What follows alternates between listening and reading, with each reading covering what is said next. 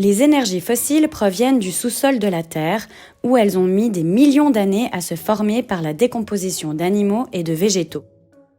Le pétrole, le charbon et le gaz naturel en font partie. On les utilise en les brûlant pour créer de la chaleur ou faire fonctionner les moteurs des voitures. Efficaces et faciles à transporter, ces énergies sont actuellement les plus utilisées dans le monde. Malheureusement, ce sont aussi les plus polluantes. Pour atteindre les gisements de pétrole situés en profondeur, les derricks creusent le sol à l'aide de longues tiges. En mer, ce sont les plateformes pétrolières qui s'en chargent. Le pétrole à l'état brut est un liquide noir et visqueux. Une fois sorti de terre, il doit être raffiné.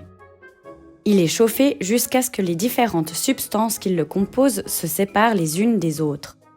Le mazout est alors utilisé pour les chaudières, le carburant pour les transports et le gaz pour le chauffage et les cuisinières à gaz. Le gaz naturel n'a presque pas besoin d'être transformé.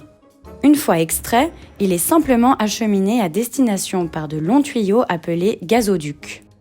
Il est brûlé directement dans les maisons pour le chauffage ou dans des usines thermiques où la chaleur dégagée par sa combustion actionne des turbines pour produire de l'électricité.